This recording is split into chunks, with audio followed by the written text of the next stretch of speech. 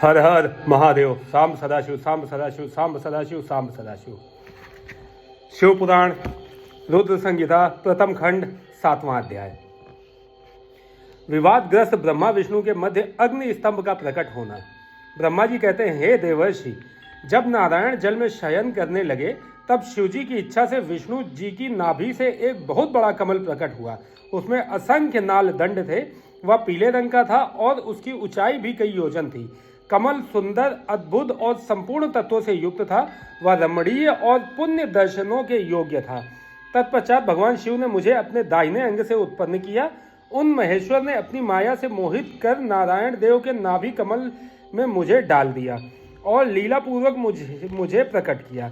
इस प्रकार उस कमल से पुत्र के रूप में मुझे जन्म मिला। मेरे 4 मुख, लाल मस्तक और त्रिपुंड धारण किए हुए थे। मेरे 4 मुख लाल मस्तक पर त्रिपुंड धारण किए हुए थे। भगवान शिव की माया से मोहित होने के कारण मेरी ज्ञान शक्ति बहुत दुर्लभ हो गई थी और मुझे कमल के अतिरिक्त और कुछ भी दिखाई नहीं दे रहा था। मैं कौन हूँ, कहाँ से आया हूँ, मेरा कार्य क्या है, मैं किसका पुत्र हूँ, किसने मेरा निर्माण किया है, कुछ इसी प्रकार के प्रश्नों ने मुझे परेशानी में डाल दिया था। कुछ क्षण बाद मुझे बुद्धि प्राप्त हुई और मुझे लगा कि इसका पता लगाना बहुत सरल है। इस कमल का उद्गम स्थान इस जल में नीचे की ओर है और इसके नीचे मैं उस पुरुष को पा सकूंगा जिसने मुझे प्रकट किया है। यह सोचकर एक नाल को पकड़कर मैं 100 वर्षों तक नीचे की ओर उतरता रहा, परंतु फिर भी मैंने कमल की जड़ को नहीं पाया। इसलिए मैं पुनः ऊपर की ओर बढ़ने लगा और ऊपर जाने पर भी कमल कोश को नहीं पा सका। तब मैं और अधिक परेशान हो गया। उसी समय भगवान शिव की इच्छा से मंगलमयी आकाशवाणी प्रकट हुई। उस वाणी ने कहा, तपस्या करो।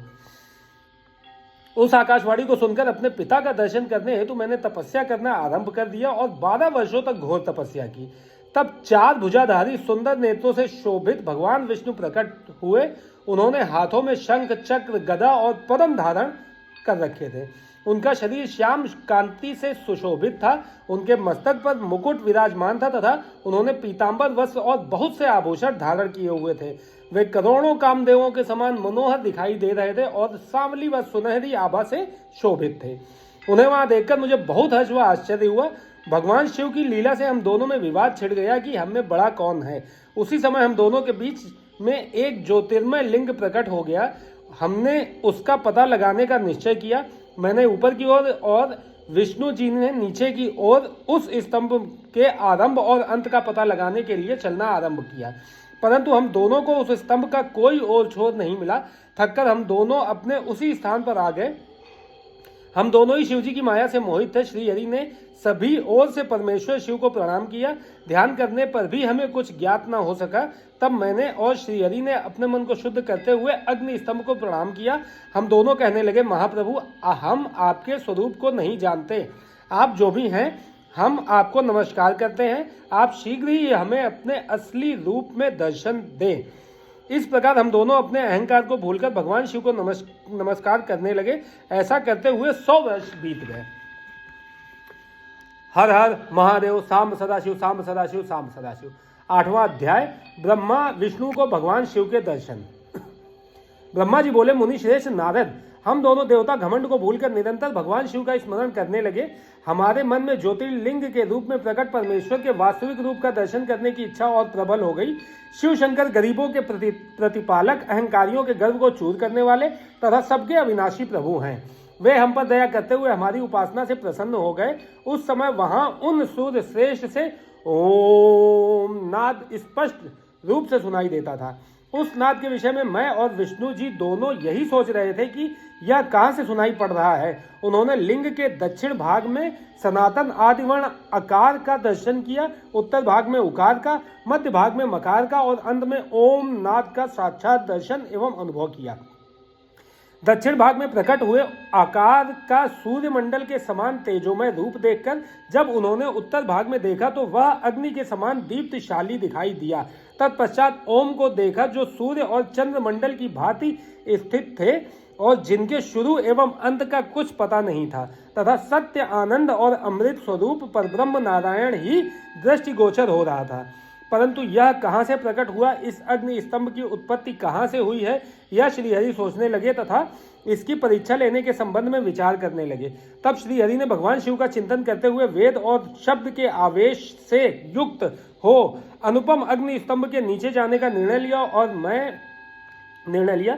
मैं और विष्णु जी विश्वात्मा शिव का चिंतन कर रहे थे। तभी वहां एक ऋषि प्रकट हुए। उन्हीं ऋषि के द्वारा परमेश्वर विष्णु ने जाना कि इस शब्द ब्रह्म में शरीर वाले परम लिंग के रूप में साक्षात परब्रह्म स्वरूप महादेव जी प्रकट हुए हैं। ये चिंता रहित रुद्र हैं। परब्रह्म परमात्मा शिव का वाचक प्रणव ही है। वह एक सत्य परम कारण आनंद आकृत परात्पर और परब्रह्म है। प्रणव के पहले अक्षर आकार से जगत के बीजभूत अर्थात ब्रह्मा जी का बोध होता है। दूसरे अक्षर उकार से सभी के कारण श्री हरि विष्णु का बोध होता है। तीसरा अक्षर मकार से भगवान शिव का ज्ञान होता है। अकार सृष्टिकर्ता, उकार मोह में डालने वाले और मकार नित्य अनुग्रह करने वाला है। मकार अर्थात भगवान शिव बीजी अर्थात बीज के स्वामी हैं, तो अकार अर्थात ब्रह्मा जी बीज हैं। उकार अर्थात विष्णु जी योनि हैं। महेश्वर बीजी बीज और योनि हैं। इन सभी को नाद कहा गया है। बीजी अपने बीज को अनेक रूपों में विभक्त करते हैं। बीजी भगवान शिव के लिंग से उकार रूप योनि में स्थापित होकर चारों तरफ ऊपर की ओर बढ़ने लगा। वह दिव्य अंड कई वर्षों तक जल में रहा।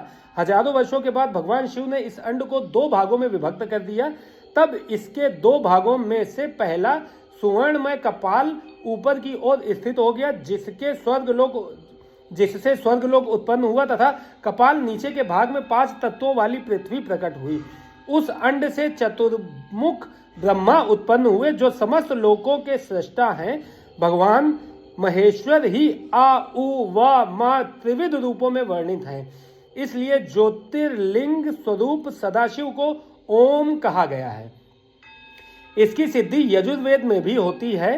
देवेश्वर शिव को जानकर विष्णु जी ने शक्ति संभूत मंत्रों द्वारा उत्तम एवं महान अभ्युदय से शोभित भगवान शिव की स्तुति करनी शुरू कर दी। इसी समय मैंने और विश्वपालक भगवान विष्णु ने एक अद्भुत व सुंदर रूप देखा, जिसके 5 मुख 10 भुजा कपूर के समान गौरवर्ण परम कांतिमय अनेक आभूषणों से विभूषित महान उदर महावीरवान और महापुरुषों के लक्षणों से युक्त था, और जिसके दर्शन पाकर मैं और विष्णु जी धन्य हो गए।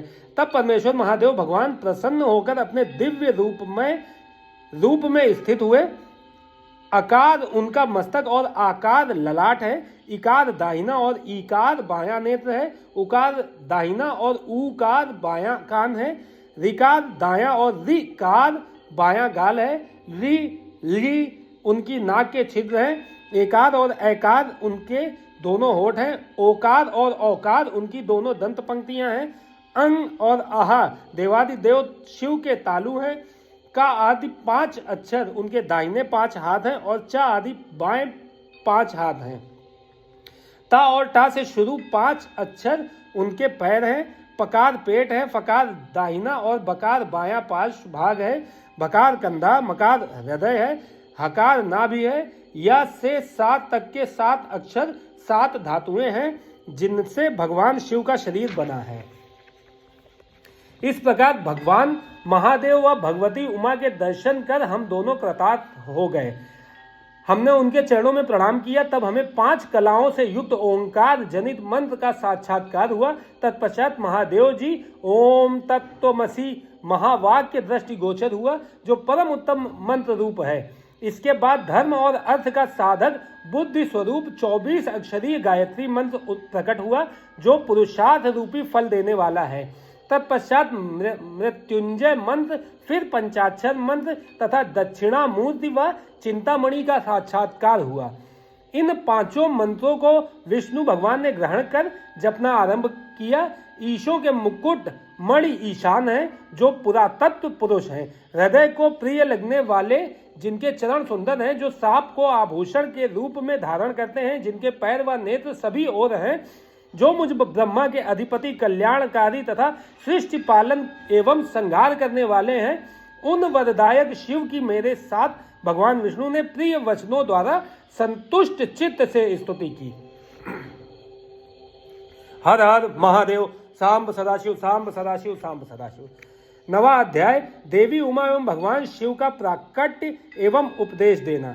ब्रह्मा जी बोले, नारद, भगवान विष्णु द्वारा की गई अपनी स्तुति सुनकर कल्याणमयी शिव बहुत प्रसन्न हुए और देवी उमा सहित वहां प्रकट हो गए। भगवान शिव के 5 मुख थे और हर मुख में 3-3 नेत्र थे। मस्तक में चंद्रमा, सिर पर जटा तथा संपूर्ण अंगों में विभूति लगा रखी थी। 10 भुजा वाले गले में नीलकंठ आभूषणों से विभूषित और माथे पर भस्म का त्रिपुंड लगाए थे। उनका यह रूप मन को मोहित करने वाला और परम आनंदमयी था।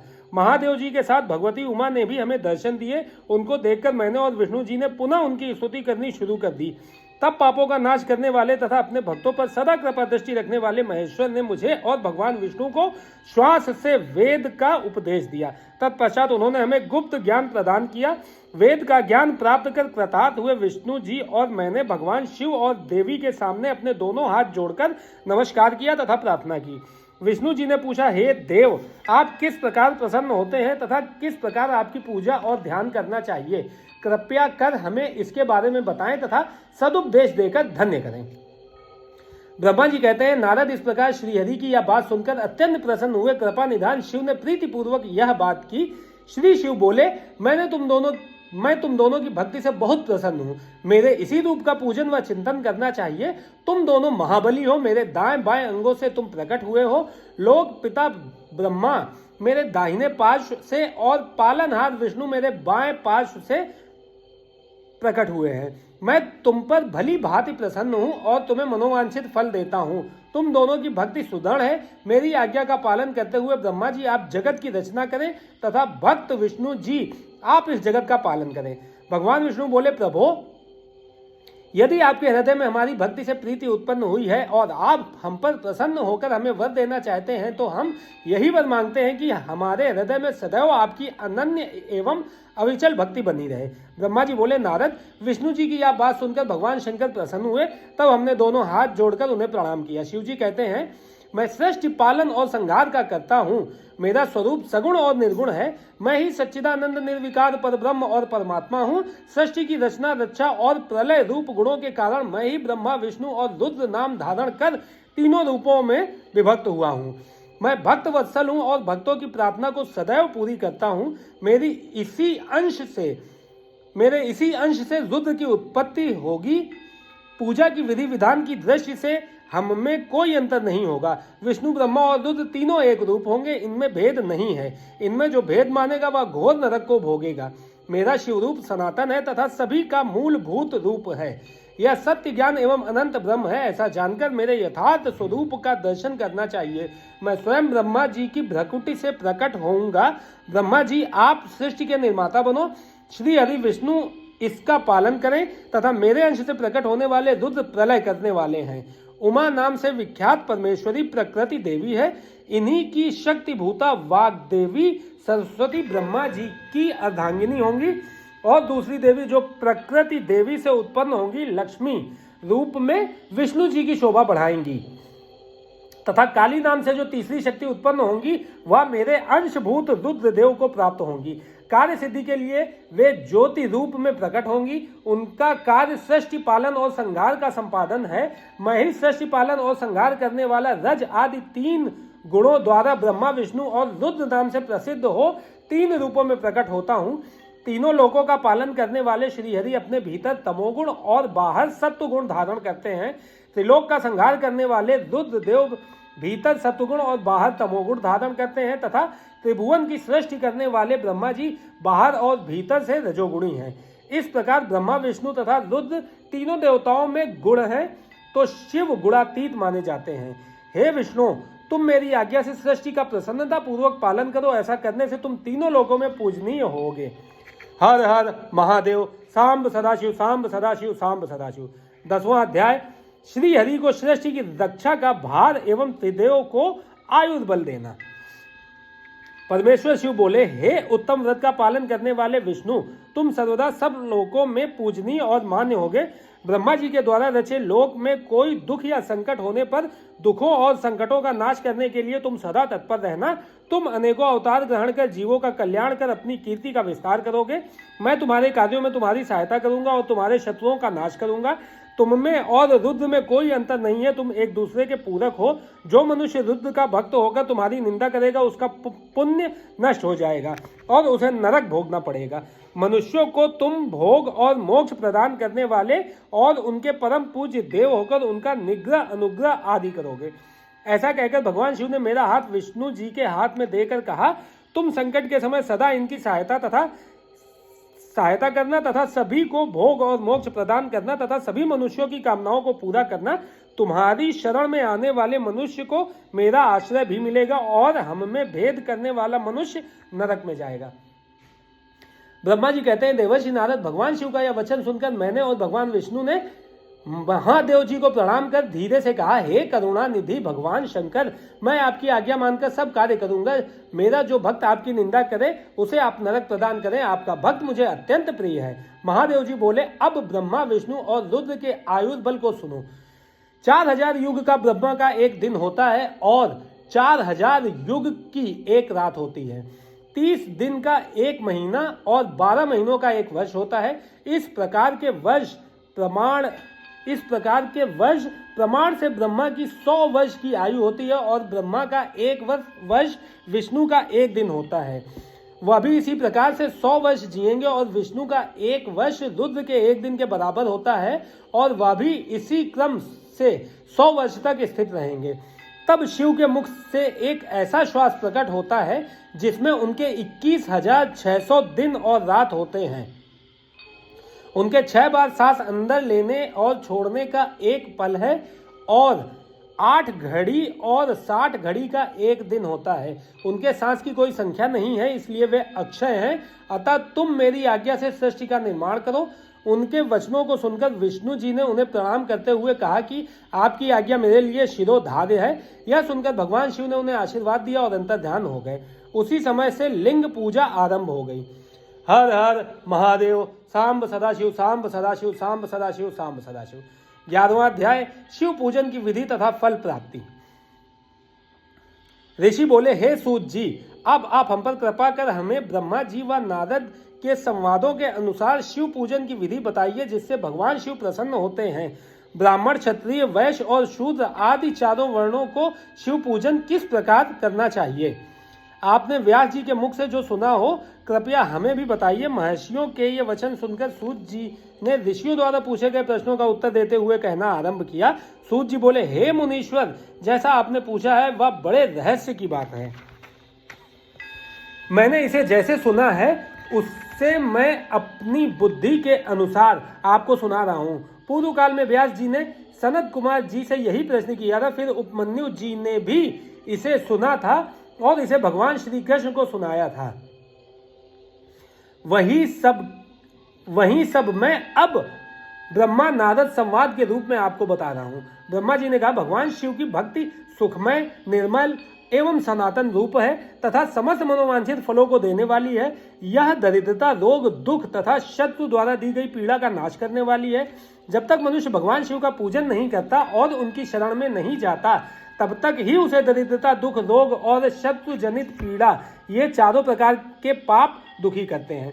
भगवान शिव की पूजा करते ही ये दुख समाप्त हो जाते हैं और अक्षय सुखों की प्राप्ति होती है। वह सभी भोगों को प्राप्त कर अंत में मोक्ष प्राप्त करता है। शिव जी का पूजन करने वालों को धन, संतान और सुख की प्राप्ति होती है। ब्राह्मण, क्षत्रिय, वैश्य और शूद्रों को सभी कामनाओं तथा प्रयोजनों की सिद्धि के लिए विधि अनुसार पूजा उपासना करनी चाहिए। ब्रह्म मुहूर्त में उठकर गुरु तथा शिव का स्मरण करके तीर्थों का चिंतन एवं भगवान विष्णु का ध्यान करें। फिर मेरा स्मरण चिंतन करके स्तोत्र पाठ पूर्वक शंकर जी का विधि पूर्वक नाम लें। तत्पश्चात उठकर शौच क्रिया करने के लिए दक्षिण दिशा में जाएं तथा मलमूत्र त्याग करें। ब्राह्मण गुदा की शुद्धि के लिए उसमें 5 बार शुद्ध मिट्टी का लेप करें और धोएं। क्षत्रिय 4 बार, वैश्य 3 बार और शूद्र 2 बार यही क्रम करें। तत्पश्चात बाएं हाथ में 10 बार और दोनों हाथों में 7 बार मिट्टी लगाकर धोएं। प्रत्येक पैर में 3-3 बार मिट्टी लगाएं। स्त्रियों को भी इसी प्रकार क्रम करते हुए शुद्ध मिट्टी से हाथ पैर धोने चाहिए। ब्राह्मण को 12 अंगुल, क्षत्रिय को 11, वैश्य को 10 और शूद्र को 9 अंगुल की दातुन करनी चाहिए। षष्ठी, अमावस्या, नवमी व्रत के दिन, सूर्यास्त के समय, रविवार और श्राद्ध के दिन दातुन ना करें। दातुन के पश्चात जलाशय में जाकर स्नान करें तथा विशेष देश काल आने पर मंत्रोच्चार पूर्वक स्नान करें। फिर एकांत स्थान पर बैठकर विधि पूर्वक संध्या करें तथा इसके उपरांत विधि विधान से शिव पूजन का कार्य आरंभ करें। तदुपरांत मन को स्थिर करके पूजा गृह में प्रवेश करें तथा आसन पर बैठें।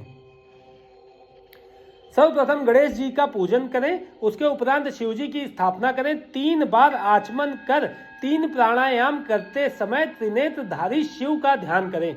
महादेव जी के 5 मुख, 10 भुजाएं और जिनकी स्फटिक के समान उज्जवल कांति है, सब प्रकार के आभूषण उनके श्री अंगों को विभूषित करते हैं तथा वे बाघंबर बांधे हुए हैं। फिर प्रणव मंत्र अर्थात ओंकार से शिव की पूजा आरंभ करें। पाद्य, अर्घ्य और आचमन के लिए पात्रों को तैयार करें। 9 कलश स्थापित करें तथा उन्हें कुशाओं से ढककर रखें। कुशाओं से जल लेकर ही सबका प्रक्षालन करें। तत्पश्चात सभी कलशों में शीतल जल डालें। खस और चंदन को पाद्य पात्र में रखें। चमेली के फूल, शीतल चीनी, कपूर, बड़ की जड़ तथा तमाल का चूर्ण बना लें और आचमनीय के पात्र में डालें। इलायची और चंदन को तो सभी पात्रों में डालें। देवादिदेव महादेव जी के सामने नंदीश्वर का पूजन करें। गंध, धूप तथा दीपों द्वारा भगवान शिव की आराधना आरंभ करें। सद्दो जांट प्रपदामि मंत्र से शिव जी का आवाहन करें। ओम वामदेवाय नमः मंत्र द्वारा भगवान महेश्वर को आसन पर स्थापित करें। फिर ईशानः सर्व विद्यानाम मंत्र से आराध्य देव का पूजन करें। पाद्य और आचमनीय अर्पित कर अर्घ्य दें। तत्पश्चात गंध और चंदन मिले हुए जल से भगवान शिव को विधि पूर्वक स्नान कराएं। तत्पश्चात पंचामृत से भगवान शिव को स्नान कराएं। पंचामृत के 5 तत्वों दूध, दही, शहद, गन्ने का रस तथा घी से नहलाकर महादेव जी के प्रणव मंत्र को बोलते हुए उनका अभिषेक करें। जल पात्रों में शुद्ध व शीतल जल लें। सर्वप्रथम महादेव जी के लिंग पर कुश, अपामार्ग, कपूर, चमेली, चंपा, गुलाब, सफेद कनेर, बेला कमल और उत्पल पुष्पों एवं चंदन को चढ़ाकर पूजा करें। उन पर अनवरत जल की धारा गिरने की भी व्यवस्था करें। जल से भरे पात्रों से महेश्वर को नहलाएं। मंत्रों से भी पूजा करनी चाहिए। ऐसी पूजा समस्त अभीष्ट फलों को देने वाली है। पावमान मंत्र, रुद्र मंत्र, नील रुद्र मंत्र, पुरुष सूक्त, श्री सूक्त, अथर्व शीर्ष मंत्र, शांति मंत्र, भारुण्य मंत्र, इंथंतरस, साम, मृत्युंजय मंत्र एवं पंचाक्षर मंत्रों से पूजन करें। शिवलिंग पर 1 सहस्त्र या 100 जल धाराएं गिराने की व्यवस्था करें। इस फटिक के सामने निर्मल, अविनाशी, सर्वलोकमय परम देव जो आरंभ और अंत से हीन तथा रोगियों के औषधि के समान हैं, जिन्हें शिव के नाम से पहचाना जाता है एवं शिवलिंग के रूप में विख्यात है, उन भगवान शिव के मस्तक पर धूप, दीप, नैवेद्य और तांबूल आदि मंत्रों द्वारा अर्पित करें। आदि देकर भगवान शिव के चरणों में फूल अर्पित करें। फिर महेश्वर को प्रणाम कर आत्मा से शिव जी की आराधना करें और प्रार्थना करते समय हाथ में फूल लें। भगवान शिव से क्षमा याचना करते हुए कहें, हे कल्याणकारी शिव, मैंने अनजाने में अथवा जानबूझकर जो तप, जप, पूजा आदि सत्कर्म किए हों, आपकी कृपा से वे सफल हों। हर्षित मन से शिव जी को फूल अर्पित करें। स्वस्ति वाचन कर अनेक आशीर्वाद ग्रहण करें। भगवान शिव से प्रार्थना करें कि प्रत्येक जन्म में मेरी शिव में भक्ति हो तथा शिव ही मेरे शरणदाता हो। इस प्रकार परम भक्ति से उनका पूजन करें। फिर सपरिवार भगवान को नमस्कार करें। जो मनुष्य भक्ति पूर्वक प्रतिदिन भगवान शिव की पूजा करता है, उसे सब सिद्धियां प्राप्त होती हैं, उसे मनोवांछित फलों की प्राप्ति होती है, उसके सभी रोग, दुख, दर्द और कष्ट समाप्त हो जाते हैं। भगवान शिव की कृपा से उपासक का कल्याण होता है। भगवान शंकर की पूजा से मनुष्य में सद्गुणों की वृद्धि होती है। यह सब जानकर नारद अत्यंत प्रसन्न होते हुए अपने पिता ब्रह्मा जी को धन्यवाद देते हुए बोले कि आपने मुझ पर कृपा कर मुझे शिव पूजन की अमृत विधि बताई है। शिव भक्ति समस्त भोग और मोक्ष प्रदान करने वाली है। हर हर महादेव। सांब सदाशिव, सांब सदाशिव, सांब सदाशिव, सांब सदाशिव। 12वां अध्याय, देवताओं को उपदेश देना। नारद जी बोले, ब्रह्मा जी आप धन्य हैं, क्योंकि आपने अपनी बुद्धि को शिव चरणों में लगा रखा है। कृपा कर इस आनंदमय विषय का वर्णन सविस्तार पुनः कीजिए। ब्रह्मा जी ने कहा, हे नारद, एक समय की बात है, मैंने सब ओर से देवताओं और ऋषियों को बुलाया और क्षीर सागर के तट पर भगवान विष्णु की स्तुति कर उन्हें प्रसन्न किया। भगवान विष्णु प्रसन्न होकर बोले, हे ब्रह्मा जी एवं अन्य देवगणों, आप यहाँ क्यों पधारे हैं? आपके मन में क्या इच्छा है? आप अपनी समस्या बताइए, मैं निश्चय ही उसे दूर करने का प्रयत्न करूंगा। यह सुनकर ब्रह्मा जी बोले, हे भगवान, दुखों को दूर करने के लिए किस देवता की सेवा करनी चाहिए? तब भगवान विष्णु ने उनके प्रश्न का उत्तर देते हुए कहा, हे ब्रह्मन, भगवान शंकर ही सभी दुखों को दूर करने वाले हैं। सुख की कामना करने वाले मनुष्य को उनकी भक्ति में सदैव लगे रहना चाहिए। उन्हीं में मन लगाए और उन्हीं का चिंतन करें। जो मनुष्य शिव भक्ति में लीन रहता है, जिसके मन में वे विराजमान है, वह मनुष्य कभी भी दुखी नहीं हो सकता। पूर्व जन्म में किए गए पुण्यों एवं शिव भक्ति से ही पुरुषों को सुंदर भवन आभूषणों से विभूषित स्त्रियां, मन का संतोष, धन संपदा, स्वस्थ शरीर, पुत्र पौत्र, अलौकिक प्रतिष्ठा, स्वर्ग के सुख एवं मोक्ष प्राप्त होता है। जो स्त्री या पुरुष प्रतिदिन भक्ति पूर्वक शिवलिंग की पूजा करता है, उसको हर जगह सफलता प्राप्त होती है, वह पापों के बंधन से छूट जाता है। ब्रह्मा जी एवं अन्य गणों ने भगवान विष्णु के उपदेश को ध्यान पूर्वक सुना। भगवान विष्णु को प्रणाम कर कामनाओं की पूर्ति हेतु उन्होंने शिवलिंग की प्रार्थना की। तब श्री विष्णु ने विश्वकर्मा को बुलाकर कहा, हे मुने, तुम मेरी आज्ञा से देवताओं के लिए शिवलिंगों का निर्माण करो। तब विश्वकर्मा ने मेरी और श्रीहरि की आज्ञा को मानते हुए देवताओं के लिए उनके अनुसार लिंगों का निर्माण कर उन्हें प्रदान किया। मुनि श्रेष्ठ नारद, सभी देवताओं को प्राप्त शिवलिंगों के विषय में सुनो। सभी देवता अपने द्वारा प्राप्त लिंग की पूजा उपासना करते हैं। पद्म पराग मणि का लिंग इंद्र को, सोने का कुबेर को, पुखराज का धर्मराज को, श्याम वर्ण का वरुण को, इंद्र नील मणि का विष्णु को और ब्रह्मा जी हेमलय लिंग को प्राप्त कर उसका भक्ति पूर्वक पूजन करते हैं। इसी प्रकार विश्व देव चांदी के लिंग की और वसुगढ़ पीतल के बने लिंग की भक्ति करते हैं। पीतल का अश्विनी कुमारों को, स्फटिक का लक्ष्मी को, तांबे का आदित्यों को और मोती का लिंग चंद्रमा को प्रदान किया गया है। वज्रलिंग ब्राह्मणों के लिए व मिट्टी का लिंग ब्राह्मणों की स्त्रियों के लिए, मयासुर चंदन द्वारा बने लिंग का और नागों द्वारा मूंगे के बने शिवलिंग का आदर पूर्वक पूजन किया जाता है। देवी मक्खन के बने लिंग की अर्चना करती हैं। योगी जन भस्ममय लिंग की, यक्षगण दधि से निर्मित लिंग की, छाया देवी आटे के लिंग की और ब्रह्म पत्नी रत्नमय शिवलिंग की पूजा करती हैं। बाड़ासुर पार्थिव लिंग की पूजा करता है। भगवान विष्णु ने देवताओं को उनके हित के लिए शिवलिंग के साथ पूजन विधि भी बताई। देवताओं के वचनों को सुनकर मेरे हृदय में हर्ष की अनुभूति हुई। मैंने लोगों का कल्याण करने वाली शिव पूजा की उत्तम विधि बताई। यह शिव भक्ति समस्त अभीष्ट फलों को प्रदान करने वाली है। इस प्रकार लिंगों के विषय में बताकर ब्रह्मा जी ने शिवलिंग व शिव भक्ति की महिमा का वर्णन किया। शिव पूजन भोग और मोक्ष प्रदान करता है। मनुष्य जन्म उच्च कुल में प्राप्त करना अत्यंत दुर्लभ है, इसलिए मनुष्य रूप में जन्म लेकर मनुष्य को शिव भक्ति में लीन रहना चाहिए। शास्त्रों द्वारा बताए गए मार्ग का अनुसरण करते हुए, जाति के नियमों का पालन करते हुए कर्म करें। संपत्ति के अनुसार दान आदि दें। जप तप यज्ञ और ध्यान करें। ध्यान के द्वारा ही परमात्मा का साक्षात्कार होता है। भगवान शंकर अपने भक्तों के लिए सदा उपलब्ध रहते हैं। जब तक ज्ञान की प्राप्ति न हो तब तक कर्मों से ही आराधना करें। इस संसार में जो वस्तु सत असत रूप में दिखती है अथवा सुनाई देती है, वह परब्रह्म शिव रूप है। तत्व ज्ञान न होने तक देव की मूर्ति का पूजन करें। अपनी जाति के लिए अपनाए गए कर्म का प्रयत्न पूर्वक पालन करें। आराध्य देव का पूजन श्रद्धा पूर्वक करें, क्योंकि पूजन और दान से ही हमारी सभी विघ्न व बाधाएं दूर होती हैं। जिस प्रकार मैले कपड़े पर रंग अच्छे से नहीं चढ़ता, परंतु साफ कपड़े पर अच्छी तरह से चढ़ता है, उसी प्रकार देवताओं की पूजा अर्चना से मनुष्य का शरीर पूर्णतया निर्मल हो जाता है। उस पर ज्ञान का रंग चढ़ता है और वह भेदभाव आदि बंधनों से छूट जाता है। बंधनों से छूटने पर उसके सभी दुख दर्द समाप्त हो जाते हैं और मोह माया से मुक्त मनुष्य शिव पद प्राप्त कर लेता है। मनुष्य जब तक गृहस्थ आश्रम में रहे तब तक सभी देवताओं में श्रेष्ठ भगवान शंकर की मूर्ति का प्रेम पूर्वक पूजन करे। भगवान शंकर ही सभी देवों के मूल हैं, उनकी पूजा से बढ़कर कुछ भी नहीं है। जिस प्रकार वृक्ष की जड़ में पानी से सींचने पर जड़ एवं शाखाएं सभी तृप्त हो जाती हैं, उसी प्रकार भगवान शिव की भक्ति है। अतः मनोवांछित फलों की प्राप्ति के लिए शिव जी की पूजा करनी चाहिए। अभीष्ट फलों की प्राप्ति तथा सिद्धि के लिए समस्त प्राणियों को सदैव लोक कल्याणकारी भगवान शिव का पूजन करना चाहिए। हर हर महादेव। सांब सदाशिव, सांब सदाशिव, सांब सदाशिव।